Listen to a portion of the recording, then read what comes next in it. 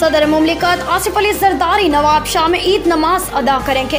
वज़ीर आज़म शहबाज शरीफ और सदर मुस्लिम लीग नून नवाज शरीफ लाहौर में ईद नमाज अदा करेंगे। चेयरमैन सेनेट यूसुफ रजा गिलानी मुल्तान, स्पीकर कौमी असम्बली सरदार अयाज सादिक लाहौर, चीफ जस्टिस इस्लामाबाद बिलावल भुट्टो जरदारी लाड़काना, खालिद मकबूल सदीकी कराची में नमाज ईद उल अज़हा अदा करेंगे। वज़ीर आला पंजाब मरियम नवाज लाहौर, वज़ीर आला सिंध सैयद मुराद अली शाह सेवन, वज़ीर आला KP अली अमीन गुंडापुर डेरा इस्माइल खान, वज़ीर आला बलोचिस्तान सरफराज बख्टी नमाज ईद उल अज़हा डेरा बख्टी में अदा करेंगे।